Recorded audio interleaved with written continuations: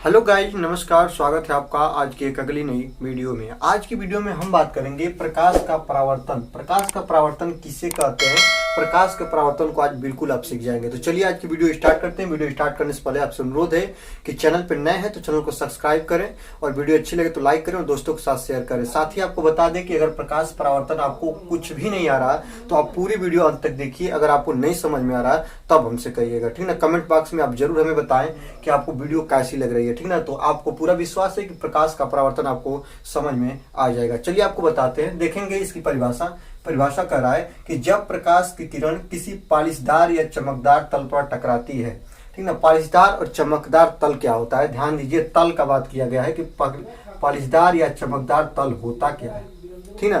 तो जैसे हो गया शीशा, शीशा आप जानते हैं ना, जैसे मिरर जिसको बोलते हैं शीशा।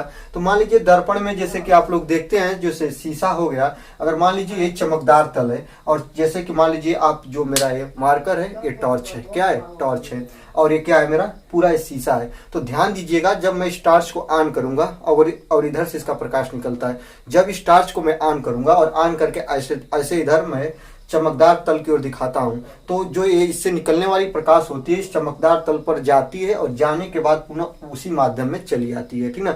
जैसे मैं 12 यहाँ पे टॉर्च को उसी तरह यहाँ पे टकराई और टकरा कर पुनः अपने इसी माध्यम में चली आएगी। इसी घटना को बोलते हैं प्रकाश का परावर्तन। देखिएगा कि जब प्रकाश की किरण किसी पालिशदार या चमकदार तल पर टकराती है तो वह अपने मार्ग में लौट जाती है, वो अपने मार्ग में वापस लौट जाती है। इस घटना को बोलते हैं प्रकाश का परावर्तन। प्रकाश का परावर्तन आप देखे होंगे, जब हम किसी शीशे पर, शीशा ले लीजिए और एक टॉर्च लीजिए और टॉर्च को जब शीशा पर ऑन करिएगा ऐसे, तो वह शीशा से पुनः उसी माध्यम में टॉर्च दिखाई देने लगता है। जैसे अगर इधर मारेंगे तो इधर ही वह प्रकाश, ऐसे निकलने वाली प्रकाश यहाँ पे जाएगी और जाकर टकराकर वापस चली आएगी। इसी घटना को बोलेंगे प्रकाश का परावर्तन। इसको क्या बोलेंगे, प्रकाश का परावर्तन। जो देखेंगे आपको मैं ग्राफ के माध्यम से समझा रहा हूं कि प्रकाश का परावर्तन होता क्या है। ध्यान दीजिए, यहाँ पे मैं कोई एक टॉर्च लिया हूं, ठीक ना, देख लीजिए, यहाँ पे मैं एक टॉर्च लिया हूं और इससे निकलने वाली प्रकाश की किरणें देखिएगा। टॉर्च को ऑन कर दिया गया और ऑन करने पर इससे प्रकाश निकल रहा है। जब प्रकाश निकलता है तो यह आता है और यहाँ पे देखिए मैं एक ऐसा बिंदु लिया हूं जिसको यहाँ पे शीशा ही मान लीजिए, एक तल है। कौन सा तल है, तो ये आपका चमकदार तल है। ध्यान दीजिएगा, ये कौन सा तल है, तो चमकदार तल है। और आप एक बात और ध्यान देंगे, जो ये चमकदार तल है, ये ध्यान दीजिएगा, इसको बाहर से कलई किया गया है। जैसे कि आप लोग शीशे में जिसमें अपना फेस देखते हैं, उसको जब आप निकालिएगा तो पीछे से लाल ऑक्साइड की कलई की होती है, ठीक ना। वैसा ही तल ले लिए हैं और यहाँ से जब प्रकाश की किरणें आती है तो इस तल पर पड़ती है और पड़ने के बाद ये टकराकर इसी माध्यम में चली जाती है। जो माध्यम है ना, माध्यम ध्यान दीजिएगा, माध्यम जो है वो क्या है, सेम है। माध्यम क्या है, सेम है। अगर इधर वायु है तो वायु ही है, या जल है तो जल ही है, ठीक ना। माध्यम क्या है, सेम है। तो जब प्रकाश की किरण आ रही है और आने के बाद इसी तल पर टकरा रही है और टकराने के बाद उसी माध्यम में चली जा रही है, इस घटना को बोल रहे हैं प्रकाश का परावर्तन। क्या बोलते हैं, प्रकाश का परावर्तन। और इस डायग्राम में देखिएगा, आने वाली प्रकाश की किरण को बोलते हैं क्या, आपतित किरण। आने वाली प्रकाश की किरण को क्या बोला जाता है, आपतित किरण। और टकरा के जाने वाली प्रकाश की किरण को क्या बोला जाता है, परावर्तित किरण। ध्यान दीजिएगा, आने वाली प्रकाश की किरण को बोलेंगे आपतित किरण और टक्कर के बाद जाने वाली प्रकाश की किरणों को बोलेंगे क्या, परावर्तित किरण।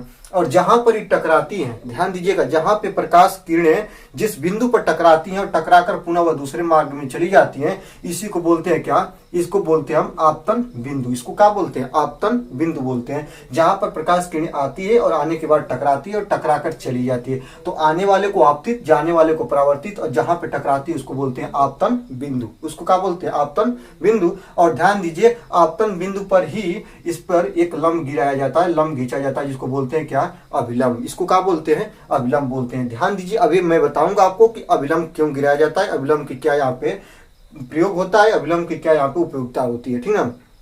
तो सबसे पहले आप देख लीजिए प्रकाश का परावर्तन किसे कहते हैं। तो जब प्रकाश की किरण किसी पालिशदार या चमकदार तल पर डाली जाती है तो वह अपने मार्ग में वहां से टकराने के बाद वह पुनः अपने माध्यम में, उसी माध्यम में लौट आती है। इस घटना को प्रकाश का परावर्तन कहते हैं। और प्रकाश परावर्तन के दो नियम होते हैं। कितने नियम, दो नियम। परीक्षा की दृष्टि से काफी इंपॉर्टेंट है ये पॉइंट, इसको आप ध्यान से देखिएगा। प्रकाश के परावर्तन के दो नियम होते हैं और पहला नियम ध्यान दीजिएगा, पहला नियम देखिएगा और दूसरा नियम। पहला नियम क्या कर रहा है कि आपतित किरण, परावर्तित किरण तथा आपतन बिंदु पर अविलंब तीनों एक ही तल में होते हैं। कैसे होते हैं आइए डायग्राम में आपको दिखाते हैं। यहाँ पर दिखेगा आपतित किरण, जो आने वाली प्रकाश किरण है इसको क्या बोलते हैं आपतित किरण, और जो यहाँ से इधर जाने वाली प्रकाश किरण होती है इसको क्या बोलते हैं परावर्तित किरण। तो आपतित किरण, परावर्तित किरण और आपतन बिंदु पर अविलंब, यही है ना आपतन बिंदु, और यहाँ पर क्या है आपका अविलंब है। तो आपतित किरण, परावर्तित किरण और आपतन बिंदु पर अविलंब तीनों एक ही तल में होते हैं। जो पहला नियम बोलता है आपतित किरण आई वाली किरण, परावर्तित किरण जाने वाली किरण और आपतन बिंदु पर अविलंब तीनों एक ही तल में। ध्यान दीजिए ये जो आप देख रहे हैं यहाँ पे तीनों का तल एक नहीं है, तीनों का तल एक है। तो इसका पहला नियम यही है। दूसरा का नियम बोलता है कि आपतन कोण आई बराबर परावर्तन कोण आर के बराबर होता है। तो आपतन कोण परावर्तन कोण के बराबर होता है। अर्थात देखिएगा जो आने वाली प्रकाश किरण होती है ये जितने कोण पर आती है, ध्यान दीजिएगा आपको बता दूं, जितने कोण पर प्रकाश किरणें आती है आने के बाद ये जहां पे टकराती है वहीं से उस पर अविलंब गिरा देते हैं। क्या गिराते हैं अविलंब गिरा देते हैं, और अविलंब गिराकर इसके नापते हैं। अगर ये कोण जितने अंश का है उतना ही अंश का ये भी कोण होना चाहिए। समझ में आया मेरी बात, उतने ही अंश का ये भी कोण होना चाहिए। मान लो ये 45 अंश के कोण पर आ रही है तो आपतन 45 अंश है तो परावर्तन भी कितना होगा 45 अंश होगा। तो आपतन कोण बराबर क्या होता है क्या परावर्तन कोण, इसको भी आप ध्यान दीजिए। आपतन कोण बराबर परावर्तन कोण के बराबर होता है। तो आप देखें प्रकाश का परावर्तन, एक बार और बोल रहा हूं कि जब प्रकाश की किरण किसी पालिशदार या चमकदार तल पर टकराती हो तो टकराने के बाद पुनः वापस उसी माध्यम में लौट आती है। इस घटना को प्रकाश का परावर्तन कहते हैं। प्रकाश परावर्तन के दो नियम होते हैं और प्रकाश परावर्तन के दो नियम आप देखें। पहला नियम होता है आपतित किरण, परावर्तित किरण तथा आपतन बिंदु पर अविलंब तीनों एक ही तल में होते हैं। दूसरा का नियम होता है कि आपतन कोण बराबर परावर्तन कोण, अर्थात कोण आई बराबर के कोण आर। इसको आप ध्यान दीजिएगा।